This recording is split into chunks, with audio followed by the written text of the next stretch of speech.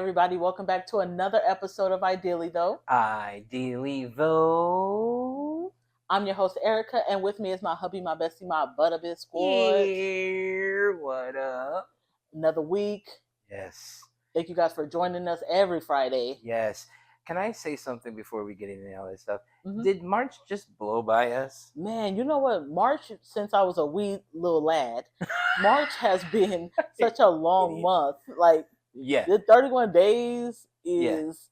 Yeah. But we got one more week in March, and I'm like, oh shit. Like when every March, I usually, or at least when I was younger, I feel like I felt St. Patrick's Day. Like I felt the day, even if I didn't participate in it or whatever. I at least felt it. It didn't feel festive. I didn't get any ads. Like it didn't feel like a normal March. So it just blew by.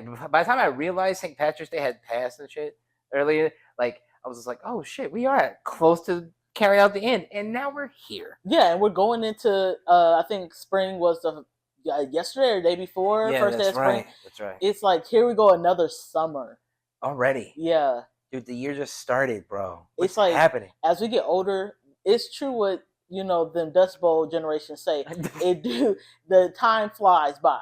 Not Dust Bowl, bro. The time has been flying. I'm like, whoa! I feel like I just had my kids now. They're like in high school and elementary, and I'm like, fuck, I'm getting older. Yeah. Better. I feel like our history books will have timelines based off what hot memes were like current. So then you can understand when you were, because like I just felt like that Titanic submarine thing happened not too long ago, right? It was last year. It was last year. It was like June of last year. We're almost near June again. Isn't that crazy? Jeez Louise. Yeah, putting it in perspective like that, it's wild, It's wild. Did you see Dr. Dre got his star on the Walk of Fame? Oh, no shit. Yeah, he got it earlier in the week, so it was like exhibit there, Eminem, 50 Cent. Nice, dude. Yeah, and Dr. Dre did an interview, and he said that Eminem is working on his new album that's supposed to come out this year. Oh, okay. So the little bit of that... song we got him dissing Benzino, Doomsday Part 2. I think it's just the beginning of what he's ready to come out with. Like Eminem, honestly, at any era, any age, he hasn't changed. He's like still fire. Yeah, he's had slumps in some of his work, in my personal opinion, but you know me, I get technical and shit.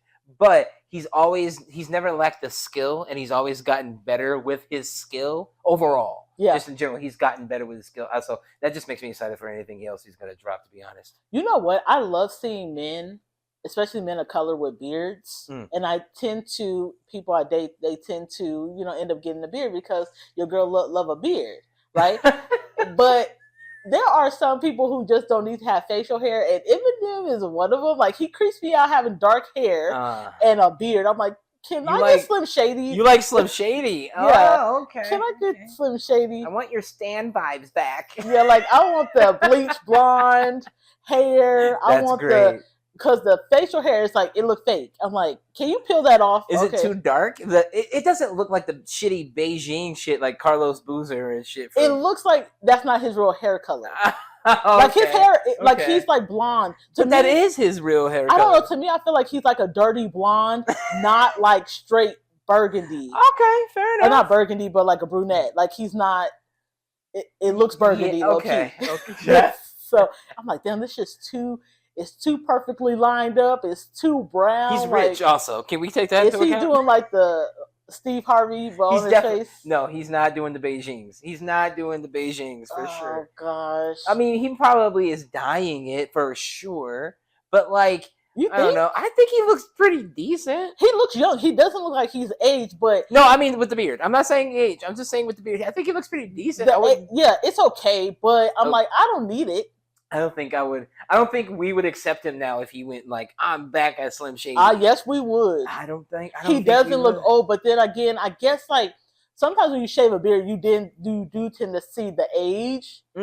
I feel like so it either makes you look younger or it makes you look like an old person trying to look young.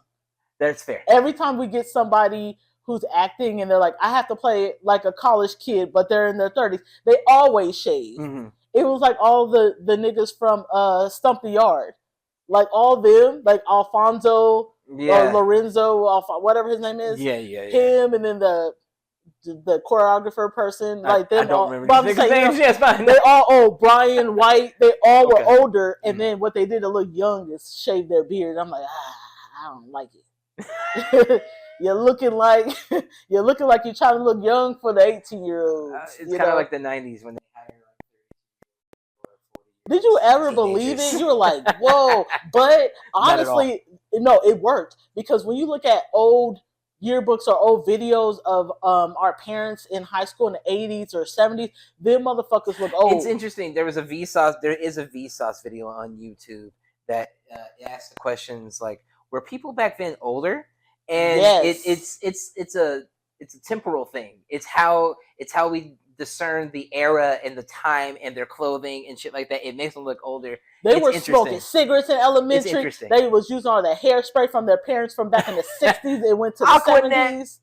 It was like eating a whole bunch of bad food. Their parents smoked while they were pregnant. They went to war when they were 5. It's like a different combination of things that you are actually stating that showed up in that Vsauce. Because they look better now older. So a lot of our parents in that generation, they look better older. They look like they're aging backwards. In some ways. Yeah, in some ways. They're kind of doing the Benjamin Button a little bit. So because they're eating better. They know that smoking is not right. They know that doing drugs isn't good for your body. Depending on which one. Meth. Meth, not good. I'm just saying, all that hairspray, all that, GMO and stuff like that. So pesticides and shit. Got you. Yeah, but yeah, Eminem, I'm ready to hear this album. I think he's one of those rappers that I will listen to the whole album. I don't know if it's just because I'm a girl, but I don't listen to a lot of crazy rap because I can't relate. Me over there talking about I'm gonna pop some niggas in the chest. Like, I'm living an okay life. Like, I don't need to do all, so there's where the relation don't come in. So when people don't really say they don't listen to rap because they can't relate. You gotta look at rap as fantasy. That's why. Yeah. And then you can relate, because if you can't relate to John Wick, but that movie is fucking great. Yeah, you're right, because sometimes you could be pulling into work and you got that gangster music. Yeah. You getting ready for the day. You like, I will fuck somebody up and I will quit. Yeah, it's one of those. It's exactly one of those. Yeah, so speaking of albums, Beyonce, her album, The Renaissance Part 2, that comes out. She announced it earlier in the week on March 29th. Is this the country one? Yeah, this is the Cowboy Carter one. So that's what it's called. 2, yeah. Cowboy Carter. Yeah, so she did make this lengthy post on Instagram of her saying, this was something she's been working on for like 5 years or a little bit more than 5 years because of an experience she had in that genre. And she didn't like that. She felt like she wasn't accepted.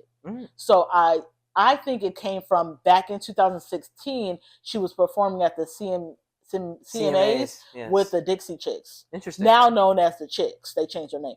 But you could tell they were like, we don't want fucking Beyonce here. Interesting. So I think that's what that stemmed from. I like that. So she did a deep dive into cowboys and the culture of the cowboys because there's black cowboys, right? Oh, yeah, there's always been. And she said this is not a country album. This is a Beyonce album. Yeah. So she wants to break barriers to where it's not, when you hear my music, it's not about black or white. It's about the she's trying to.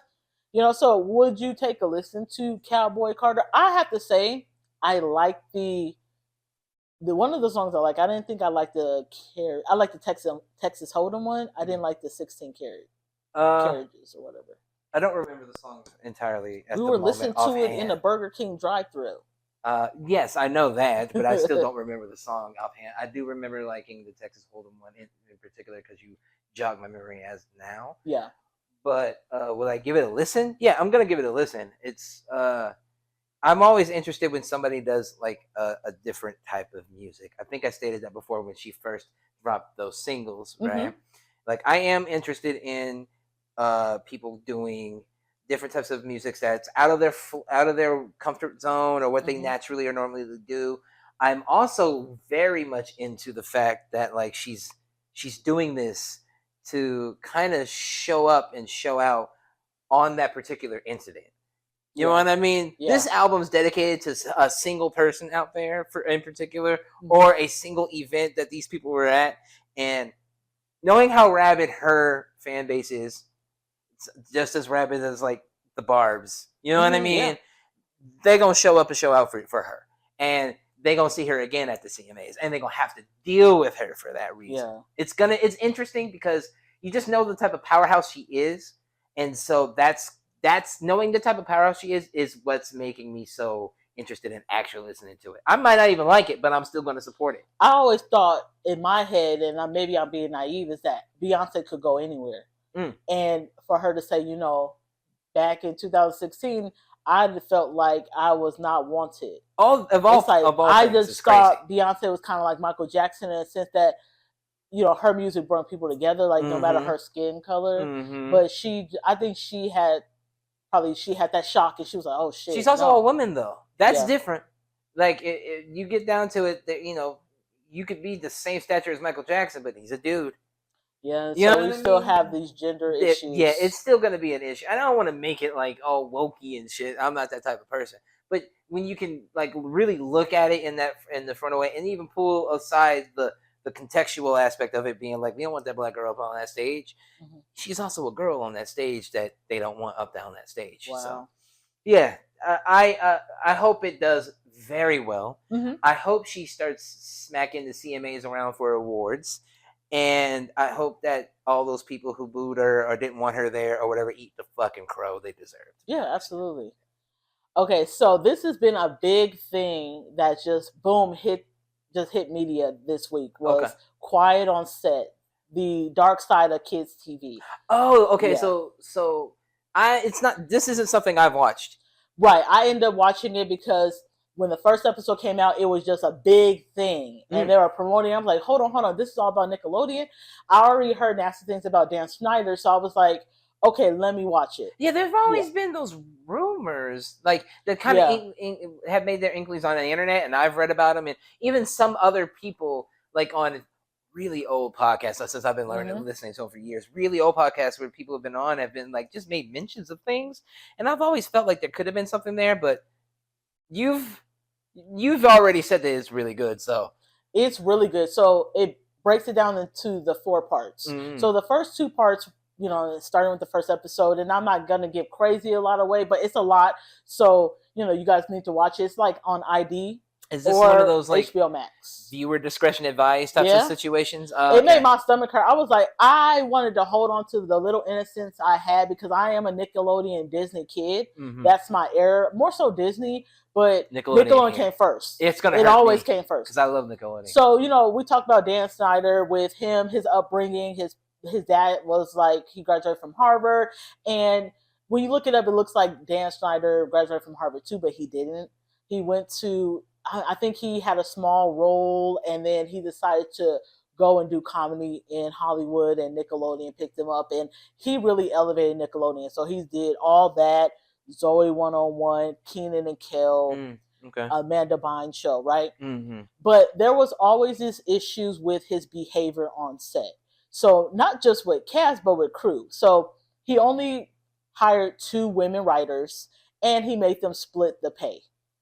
Whoa, that's trash. Yeah. What an asshole. And he was like, he told one of the girls, you mind if I call you guys the girls? And she was like, yeah, I don't have a problem. He's like, great, because I hate when women act like that. And she said she knew at that point that there is a right and wrong answer when he asks you a question. Yeah. So he was also, you had to give up your weekdays, your weekends for him. You were like basically on call. Yeah, constantly. He would send emails to a lot of the girls. It was only 2 girls, but send things to girls like, say out loud, slut. So they had to scream slut. Say out loud, I'm an idiot. And if they didn't, he would send it again in bolder letters with more exclamation points. So he would do things like that. What a fucking sociopath, bro. What the hell? You know, one of the girls, you know, they'll pitch something about, when I was in high school, he said, how about you bend over the table and, you know, say it like you're getting sodomized or whatever. Jesus. And I'm like, she did it. Yeah, so it's a lot of things when you interview the writers. I can see where it could get uncomfortable. Yeah, okay. And then on set too, a lot of kids, you know, you have the law, they only can work a certain amount of hours, but he would get them to work more hours. Like, oh, can you stay for such and such hours? And a lot of them had never, he got a lot of kids who never worked before. So they're like, oh yeah, I guess I can. And if you look at some old shows, let's say All That, it was a lot of something like Dan had this weird humor of let's pretend like I sneeze and then you're skeeting basically on a little girl's face. So if you look back on old episodes, there was a lot of like junks thrown on a girl's face. I remember being on the internet a while back, a long time ago, and going through forums and stuff, and them saying like even the Nickelodeon GAC was kind of its own little reference on like when you're like gooey and being like thrown on you on all these different types of shows, and all of those different types of scenes are always called the money shot. Yeah. He at one point he said, "Oh, it's a cum shot." Yeah. These are kids, right? That's good. Or like on what the fuck on Amanda Bynes' show, like the one who's obsessed with Amanda Bynes, like her last name was Taint, and he said, "Yeah, I think the producer, someone up higher up said, are you saying like taint like down there?" He was like, "No, why would I say that? I mean, like tainted, like it's tainted." But he had told them why he said it. Or like one of the black boys. They had about 8 people that were child stars that they interviewed, makeup artists as well, costume designers. There was a lot of people. Was little TJ on there? You remember him? No, the black dude. They had a couple black boys. You remember him, right? I don't. He was so he's the kid from Barbershop, the one who's always. Oh no! He wasn't on there, but he has his own little. I think he's done an interview where he talks about. Yeah, I remember him being on Twitter in particular years ago when it was the Wild Wild West, saying, "Hey, my show is canceled. I ain't giving up no ass." That was like one of his like last real big tweets. I remember that because they had a couple pedophiles on. Now, when he came in, though, he came in a little bit later. Right. These stars are the ones with all that first started and stuff like that. I get you. But like, that means it happens. It happens throughout the whole thing. Like one of the guys, Leon Fredson. I don't know. He was one of the first little black boys on All That. He talks about when they made him Nose Boy. So he was uncomfortable all the time because they always put leotards on him. And he's like, I'm a grown boy and you can see it and everybody's looking at me. And then they put giant noses on his arms that look like a dick and balls. And at one point, if you watch one of the episodes, I'm sneezing, a chew, and then there's slime that goes on the girl's face. So it's like all these references to someone getting cum shot. I'm laughing at the absurdity of the fact that those adults and crew that were doing these parts, the ones who were comfortable with it, not the ones who were uncomfortable or didn't know, like thought that was okay. That's crazy. I think they've all had, even the women talked about how they were like, yeah, this is straddling so many lines. As kids, when we look at it, we were like, oh, that's just funny. It's just snot on her face. But it was always snot or something on some girl's face, chin. Oh, yeah. They always reference back to Ariana Grande during the Victorious era, because at that time, I think I was like 18, 19. And I even wondered, I was like, every time they would do the slap, where you can go, this is early YouTube, you can go on YouTube, watch the slap, or go on the slap.com. And Ariana Grande's character, Kat, she would just be doing something silly. And it was always her putting water or like gagging on water or like taking 2 balls, putting it in a bra. Yeah, it was all, or she had like a potato and she's like, sucking off the potato? Or it was making noises. It was these weird noises. And at that time I was like, why is she doing this? This is weird. But this is Dan wanting this type of stuff. That's some wild stuff. That just makes me so uncomfortable because, again, these are all shows that I've watched with my kids. Yeah, I've watched prior. You know what I mean? When I was a kid. So like to know that a lot of these people that I grew up watching were like in these situations is pretty fucking nasty. Dan would always ask, like, let's say makeup artists, oh, can you give me a massage? Come down here to the studio and give me a massage. Yuck. That was a big thing. A lot of the black actresses and actors like Giovanni Samuel, she was the one with the cute little dreads from the first, I think she was on All That. She was on the later years of All That, and then she did the Bring It On, All or Nothing, where they were crumping. Okay, she was on there, but that's what she's known for. They all said like, I didn't feel like he had his favorites, and some of them, the favorites wasn't like, black. Of course. Like Brian Hearn, he was, he always had like a little bandana or not like a sweatband around his head. He played on Hardball. Yeah. He was on all that, and he said he could definitely tell that there's favorites. They didn't really favor the black kids. His mom was someone who really advocated because she would see things and she was like, why are you making him, you're making him he was a baby fetus rapper. He's like, why am I the rapper? Or his first scene, he was like the crack dealer. Jesus Christ. Like, oh, I got this. And she was like, why are you making the black kid? Why are you making my son do this? Yeah. And by the end of that first season that he had, they were like, we're not bringing you back because she was, I think it was the mom. She had too much advocated for things to change. Of course. A lot of times they did not let the parents on set. That's prototypical. Yeah. So they would have this production assistant who would take a lot of the extras and say, hey, you guys come to set. But then he would exchange his phone numbers and emails. And this is early internet with them. Mm-hmm. That was the first instance we saw that where there were pedophiles on set. Right. So he was emailing this girl. We had a mother who they interviewed, and she said they were emailing back and forth. I saw the emails very friendly. She said after a couple of weeks, my daughter's on the computer in the living room. She sees an email. She shuts it off, go to her room, start crying. I asked my daughter, what's going on? That's got to be a dick pic, bro. Come to find out, I think his name was Jason Hanley. Come to find out, he has sent a picture of himself. Yes, called it. Masturbating or whatever, and said, I'm thinking of you. That girl's like 12 years old. Yeah, nobody wants that. Cook says. Nobody, I'm going to be honest, I'm a woman who's received a lot of dick pics in my life, and most of them are unwanted. I don't want to see them. If you ain't well and down, especially ones who like to send them off, like no shin and ashy dick type shit. Yeah. Like, woo, no. Nobody, men, baby girls. I'm talking to the men right now. Stop sending dick pics. We don't want them. Unless we said, hey, send me it.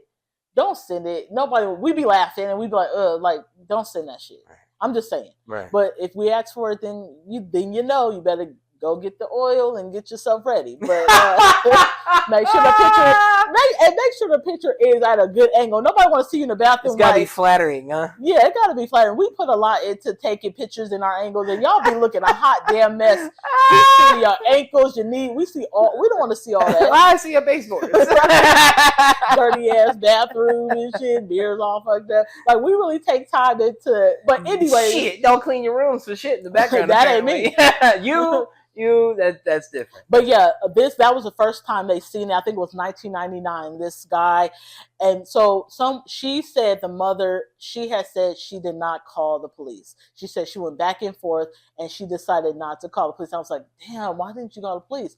Come to find out, months later, the police call her, and they say, hey, we just wanted to talk to your daughter, and see if she's gotten anything inappropriate from this, production assistant. And she was like, well, yeah. And she's like, well, we're asking because there are Ziploc baggies of all the girls he talks to. And the youngest one is 7, and there were panties in it. And we have your daughters. And it's just emails of them back and forth and what he was saying to her. Holy fuck. So he was disgusting. Really nasty. There's even journals where he said, I am a full-blown pedophile. Full blown. He said it. He said saying full blown. You remember when he used to say full blown AIDS? Yeah, he said it. He said full blown, and he said he don't know if he can control his urges, and he might have to find somebody so he can essay them. Dog, that guy's got to be like gross, put down like Old Yeller. Yeah, you know what I'm saying? And every time after the end of the episode, they have reached out to Dan Schneider, and he's like, I didn't hire him. That was a blah, blah, blah production. He never takes accountability. How hurt is Nickelodeon stock right now? I'm going to have to take a look after I watch it, because god damn, this is crazy. It's really bad. What gets worse is at the end of episode 2 is when we find out about another pedophile, which is Brian Peck. He is the dialogue coach. That name seemed familiar. You know what? He had a little appearance on Good Burger as the one who got angry at Kel. He's like, I'll see you in hell. Oh shit! Yeah, okay. And he slammed down. He's like, all right, see you there. Oh yeah. So that was him. That was Brian Peck. Fuck. Nickelodeon and Dan Schneider are known for showing their crew on all that. So they show you the cameraman and the crew and the production. They show you all that. So all of them have been featured on the episode. They've been on there too. So with Brian Peck, this is where we're transitioning into Amanda Bynes. He finds Amanda Bynes at the Laugh Factory. She's so funny, and he really She had gets been doing close to stand-up her. young, from what I recall. 10 years old. Okay, yeah. So he gets really close with her. And at that time, they give her a show, and Drake Bell is on it. This is when we get Drake Bell. Okay. Yeah, so at this point, Brian Peck is doing things like, he might put his arm or his hand around his waist. And his dad is on set. Drake Bell had been acting since he was like 5, 6 years old, and his dad is the one who started with him. So they would go to, casting calls and things together. Okay. They were a team. Okay. So he caught it very, very early. He was like, don't have Brian Peck by my... Yeah, he's like, don't have him by... And you know how they gaslit him? They said, well, he's gay and you must be homophobic, because that's just how he kind of touches, because he's gay. And I'm like, are you fucking kidding me? I hate people. Yeah. Oh, God, I hate people. So as time goes by, he's getting closer and closer to Drake Bell. Like, Drake, at that point, had a band. And his dad would say, I would set up these concerts way in San Diego. Nickelodeon's in L.A. So Brian would show up to every concert, and this is 2 hours, 3 hours away. That is some psycho Follow shit, him bro. Around the concert like a lost little puppy. I'm waffle stomping you, fam. Yeah, so and at the end, Drake does say, because if people follow along, Brian Peck did go to jail for assaulting a Nickelodeon star, but in the documents it says John Doe. Drake decided that this was his time to tell that it was him who got assaulted. Wow. So Drake Bell got assaulted by the dialogue coach on set. Jesus. Now, it started off very innocent, not very innocent, but, always being around. And then he noticed that Drake's dad was like, keep him away from my son. No, you're doing little things. I think on his 15th birthday, he was like, can he have his party at my house? And he was like, I don't want this party at your fucking house. But somehow, Drake was like, yeah, I want to have it at his house. He started trusting him. To have the audacity to feel comfortable to ask me that type of question. So I would have beat the shit out of him at Brady stood. No fucking way. Now, the cast of all that has been to Brian Peck's house, and they say it's kind of like a fun house. Like, his garage is like Planet of the Apes. Yeah, he got the Pee-wee's Playhouse type of vibe. Got you. One of the actors on all that, what was his name? Kyle Sullivan. Okay. He was on like the New School, all that. Mm-hmm. He said he was in his garage. This was a party going on, and he saw this painting of this clown, and he was like, "Whoa!" He was like, "This is kind of cool." And Brian lit up. He was like, oh my God, let me tell you the story. This is from John Wayne Gacy. He gave it to me. He autographed it to me. This is, I said, you got a painting from a serial killer who was killing and sodomizing young boys? Jesus Christ. He said, hey, Brian, you're the best. He's like on the precipice of becoming like a SA murderer type shit. Do you want to know how he got the painting? Because he was his pen pal while he was in jail. This is absurd, bro. And he showed him that he has letters in his nightstand next to his bed.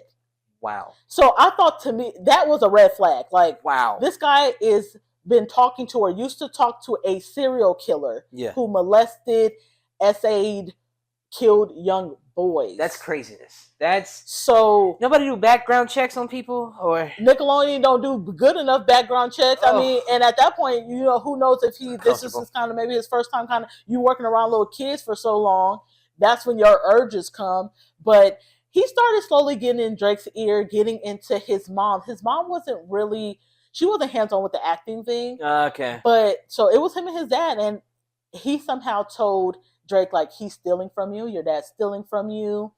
You're not going to get bigger parts because your dad is making waves, which was untrue. They kind of audited, and there was no money mishandled, anything like that.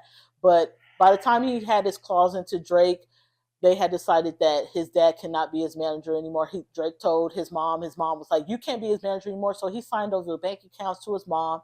At that time, the mom was like, I don't want to drive you all the way to LA or San Diego. Brian can take you. Yikes.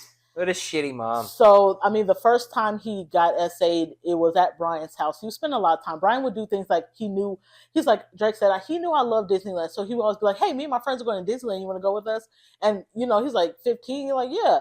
So there was a night where he spent the night over Brian's house because his mom was just very neglectful to me. And shitty mom. He woke up to him fondling him. Oh, wow. So at the first time he was like, I'm so sorry I crossed the line. And is this the incident that they're referencing inside of the court thing since he got? Well, it wasn't the first time. That was the first time, as Brian kept on getting his mom to have him come over to his house. Mm-hmm. So he was getting essayed multiple times, and then objects were getting involved. Got it. So okay. At that point, he didn't know what to, he tried to stay away from him. He ended up getting a girlfriend. One time he had a girlfriend. Brian was calling him. When he couldn't reach him, he called his girlfriend. Couldn't call his girlfriend. He called the girlfriend's mom's house, the house. And that's when the girlfriend's mom said, "Hey, Drake, can you come here real quick?" He came into the kitchen. He was like, "What's going on?" Yeah. He's like, "Oh, yeah, him, Brian. He's a little weird, right?" He's like, No. He's a 47-year-old man calling my daughter's 15-year-old boyfriend. Yeah. What's going on? Yeah. And he didn't really want to say anything. So the girlfriend's mom called his mom and was like, "Hey, I'm going to take him to our family therapist tomorrow." So when he went to the therapist, he was just still kind of holding in. And this is how you groom kids, to just be like, I'm glad we caught him, but he didn't do anything to me. I'm glad we caught him. Yeah. As time went on, he ended up exploding. One day on the phone, some weeks later, he exploded on mom and told her everything. So they called the cops, and so they had to he had to end up talking to Brian to have him confess. That's gross. So he was like, "Hey, I'm not really dealing with this. I just don't, why did you do this?" Yeah. And he ended up giving a full-blown confession over the phone, but he kept saying, like, "Are you recording me?" And he was like, he said no, but he was like, to have to explain in really vivid detail to two strangers, meaning detectives, and then I had to end up calling him and getting confession was a lot. Yeah. By the time they went to court, he said on his side it was him and his mom and his sister. On Brian's side, was full as fuck. Yeah. He said there was at least 50 people and really recognizable faces. Yeah. Never says who, but when court documents were opened, come to find out there were letters that were like, "Go easy on him. Oh, we're shocked. He shouldn't." Character ones. You get Ryder Strong from Boy Meets World. Will Ferrell, the one who played Eric on Boy Meets World. You get I think I have notes on who Alan Thicke. Yeah, okay. Tom DeSantos. Yeah. So there was a lot of people who wrote letters, and he said to them, "You'll always remember that you stuck up for like a pedophile, and I'll always remember what he did to me, and the faces I see." Yeah. So a lot of people did not know it was him. Mm-hmm. I'm pretty sure people who ended up going to but Dan Snyder, he did say Dan was one of the only people who reached out to him. And he's like, "Was that you? Was the John Doe you?" And he said, "Yeah." And he was like, so I believe, even though there was weird behavior with the girls and his skits, I do believe what Drake Bell was saying is that he did feel like there was a friend in Dan Snyder. But honestly, you guys hired like 3 pedophiles. I think they're all friends, and he's just saying, "I'm not going down for you." All of it started out as friendship in the beginning anyway, to get comfortable and close. So, that's taken with a grain of salt as it is. Yeah, I think Dan knew. I think he just didn't. He's like, "Listen, you got caught, my guy. I don't want no parts of it." Yeah. So that's craziness, man. It's a lot. And a lot of people did not know. Even when they were seeing some of the writers, they were like, "Wait, a child star?"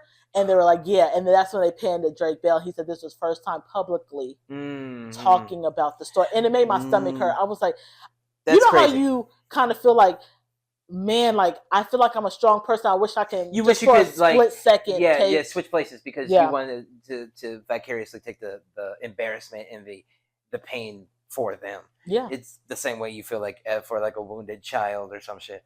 Yeah, that does suck. That does. Jeez, man. He just got think that happened to him. He got 16 months in jail. They never really do those right, though, do they? They don't. And guess what? He ended up getting out and working on The Sweet Life of Zack and Cody on Disney Channel. Yo. And nepotism is a bitch. The problem is we are not doing a deep dive on background checks, especially working with kids, and you're $1 billion company. You need to do extensive background checks like the FBI does. And there needs to be extensive fines if you don't. Oh yeah. Extensive Yes. fines if you don't. Because I'm trusting you guys to watch over my kids. Yeah. So if I go to the bathroom or if I go run an errand real quick, will my child get touched? Right. Will they get abused mentally, physically abused? Jeanette McCurdy, the one from Sam and Cat, she says an unknown creator on Nickelodeon. Come on now, we know that's probably Dan Schneider. He did Sam and Cat. Yeah. Was mentally abusive to her. Yeah. And they end up doing investigations because one of the writers, when she got fired, because they said, "Can you do 11 weeks unpaid?" They got rid of one of the women writers. The other one that stayed, he was like, "You're gonna do 11 weeks unpaid," and she blew the whistle. She did blow the whistle because they shouldn't have been sharing the salary. Mm-hmm. They did about 3 investigations on Dan Snyder, and at that time, that was during the Me Too movement. Yeah, with, so I do remember recalling that too. Yes. Yeah, so after their last investigation on more so with him being a tyrant, being physically abused, mentally abusive to them. They had those dares on all that. They did dares where they had to be covered in peanut butter. I do remember that. And get lit. One of the boys I saw had a scorpion in his mouth. You think that's okay for kids? This is not the actual fear factor. Yeah. These are hazards. It didn't exist then either. Yeah, and the kids are... that's crazy. When they did an interview with him, he said... Well, he had his own separate interview with like Tebow from fucking Sam McCann. I'm like, that's not reputable. But he said they didn't have to do it. Are you kidding me? You put the fear of God in them. Dan Snyder. Yeah. You said if they don't do what you asked them to do, then they're gone. Yeah. So, after they did the investigation, he was gone. He says, "Oh, well, I stepped away because I had other ventures." No, they gave you $7 million. They cut ties with you. A gold parachute. Yeah, he got a golden parachute. You can't come back. But it's her that talks that he says that he's coming back and he's trying to do a new kids show. Please don't do it. Because we know you're hiring, we know you like to hire perverts. Let them do it. And you're abusive. Let them lose funding. Let them do it and let nobody watch it and let everybody shit on it so we can watch him fail in real time, in real life, and make fun of him. Oh, then maybe he'll go in a closet somewhere and unalive himself. Shut up. Don't say that. But even Jeanette McCurdy, when her mom died, she was back on set in 2 weeks. And people are like, "What are you doing here?" But I think it was the pressure of Dan. Mm-hmm. And he would yell at her saying, you would be working at Yogurtland if it wasn't for me." That's the kind of abuse that you have to do with him. Yeah. So I suggest people go watch Quiet on Set. Yeah. The Dark Side of Kids TV. It was really good. That sounds like something I'm going to be viewing this weekend? This weekend, for sure. It was really good. If anybody has the ID. Discovery ID or HBO Max, you can find it on there. And it's about 45 minutes each, and you can fly through. But I won't watch it again if I'm being honest. I hate seeing kids get hurt, elderly get hurt, or animals, and it made my stomach hurt. And I was like, my childhood is ruined now. I can deal with those things, but I don't like it, and it makes me physically angry. Like I want to hurt. Yeah, I want to hurt somebody because I think about my son and how talented he is, and I can see him in front of a camera. But it's like I'll burn the world down and everybody in it. Yeah. So I rooted for those parents who actually said things like Brian Hearn's mom and then Drake's Bell dad. Dad. Yeah, I know. I think, okay, this is the thing I'm fearing, right? Mm-hmm. I'm fearing watching that portion and if the dad is on it, he was right? crying. Yeah, see, that's why I don't want to see it. Because I know as a father, if I can't do it, if I can't help my kid and get him out of that situation, I'm going to feel like a failure. Because with Drake Bell's dad, he had kind of, he already had a tumultuous relationship with his mom. They had divorced. Right. So when Brian got into their ears, he separated from his son. So then his son, Drake, calls him up one day and say, "Hey, they got him." He's like, "What, Brian?" He was like, "Yeah, he touched somebody. He's a pedophile." He was like, "Oh man, I knew it." He was like, "Who?" And Drake never said it to his dad. And then when they asked him, like, "How did you feel when you finally heard it?" He's like, "I was devastated because, he'd been protecting his son and he wasn't there when that.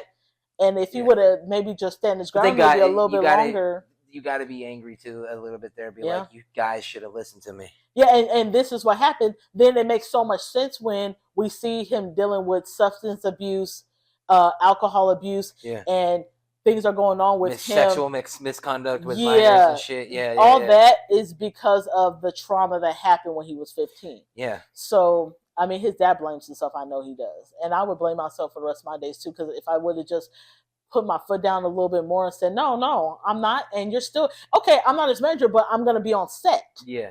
I'm still his legal guardian. Yeah. You know, so you always think about what you wish you could have done and things like that. You know. Yeah. So, but standing 10 toes down on something. There's a little bit of me that like. I hope he fights as hard as I would have, but I guess we'll see. I'll give my impressions next week. It was a good show. That's on my, you know, every year we do our Ideally Though Awards. It's definitely on my list for best TV shows or so far. Documentary, probably. I mean, yeah. I mean, that's. I would probably do that as maybe my award for it. Yeah. But yeah, it was really good. If you guys haven't checked it out, please. It's an eye opener, and I love seeing. It was nostalgia seeing all. It was like almost a dozen old child stars from Nickelodeon talking. Yeah, that's exciting to see, but under the circumstances, that's real sad, still sad anyway. I was upset with Drake Mom. I was upset with I was like, oh, you guys like really felt these kids. Yeah. Really felt the kids. Yeah. So that's why most of them don't even act anymore. That trauma, that or makes sense. Not even just sexually, but like just feeling like just the abuse. The abuse, or not feeling like there's favoritism, or being a black all that star. Is abuse. Yeah. All of it is abuse. Yeah. So yeah. You have any last words of wisdom before we head out for the weekend? Don't be shitty people. Stop being shitty people. Yeah, it's I don't know. I had no words. When I watched it, I said, oh God, I can't do this. It's a mad world, man. Yeah. It's a mad world. Well, you guys remember we drop our new episodes audio-wise every Friday on all streaming platforms, wherever you listen to podcasts. And we're on YouTube, Ideally Though Pod on Sundays. Like, subscribe, hit the bell button. Yep. And we'll catch you folks next week. Bye. Yeah.